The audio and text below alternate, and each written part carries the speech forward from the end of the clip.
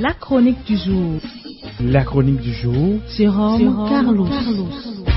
Bonjour. Point n'est besoin d'un référendum pour le certifier. Les Béninois aiment la fête. Du nord au sud, c'est leur patrimoine commun. À la ville comme à la campagne, c'est leur référent identitaire. Le dictionnaire enseigne. La fête est un ensemble de réjouissances, de caractères commémoratifs.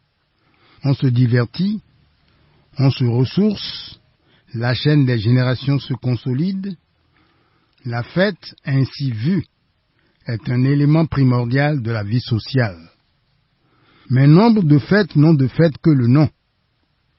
La fête, tel un cours d'eau en folie, s'égare hors de son lit. La fête, tel un navire qui n'a plus de boussole, s'embourbe dans des abus et des excès. La fête, tel un coup de poignard dans le dos, pulvérise la vie, brise les liens les plus sacrés. Nous avons identifié quelques-unes de ces fêtes qui sont à bannir. 1. La fête sans souci du lendemain. C'est la fête de toutes les folies. On ne s'interdit rien, on se permet tout. On vide son compte en banque, on casse sa tirelire, un peu comme si l'on s'investissait dans l'ultime fête d'une vie. Et c'est tant pis si l'on devait se réveiller le lendemain sans le sou, les poches trouées. Folie d'un jour, misère pour toujours. On casse le thermomètre pour s'éviter de connaître sa température. On joue les autruches, cet oiseau coureur qui se cache la tête pour échapper au péril. 2.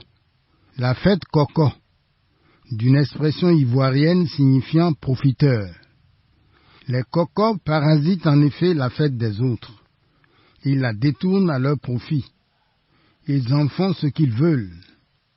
Voilà comment des profiteurs, à qui vous donnerez le bon Dieu sans confession, se font plus présents, plus voyants que les vrais organisateurs de la fête.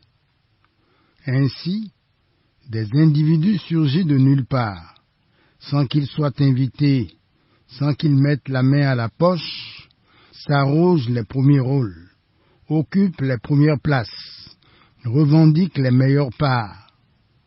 Les cocos sont au fait ce que les pirates sont pour les avions ou les dispositifs informatiques. De vrais gaïmans. 3. La fête, ma Mercedes est plus grosse que la tienne. Du titre du roman de l'écrivain nigérian Nkem Nwankwo. Les organisateurs de ce type de fête se laissent engluer dans des rivalités sans fin.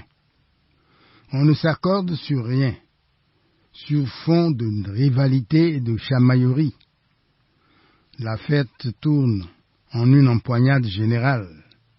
Tous les coups sont permis, égaux contre égaux, coup pour coup. Qui de tous fera la meilleure offre, qui justifiera de la mise la plus importante, qui roulera la Mercedes la plus grosse, une Mercedes à faire pâlir de jalousie tous les autres. 4. La fête Tchoko Tchoko, d'une autre expression ivoirienne signifiant « quoi qu'il en soit, quoi qu'il en coûte, à tout prix, voire à n'importe quel prix ». Le rendez-vous étant pris, on s'accroche à ce qui a été décidé suite à l'avis des dieux du ciel et de la terre. Dès lors, nul n'a pouvoir d'entraver la marche du destin. Les yeux fermés, on fonce droit devant soi. Malheureusement, chemin faisant, au milieu du gué, il faut se résoudre à payer au prix fort, oubli, négligence, défaut de prévoyance. Le fabuliste nous a pourtant prévenus, rien ne sert de courir, il faut partir à point. Ce que ne dément pas ce proverbe arabe, qui court va vite. Qui marche va loin. 5. La fête suicide. Tout se passe comme si l'on prenait délibérément le risque de sauter dans le vide sans parachute, de défier les lois de la nature, de s'offrir en holocauste tel un mouton du sacrifice.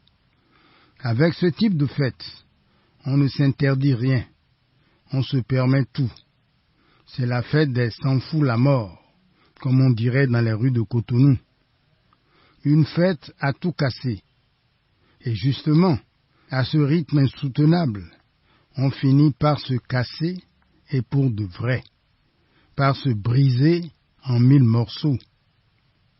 Ne restera que le souvenir, frappé de ces quelques mots, Requiescat in pace, qu'il repose en paix. Merci pour l'attention et à jeudi prochain. C'était la chronique du jour. Retrouvez la chronique sur www.capfm.com.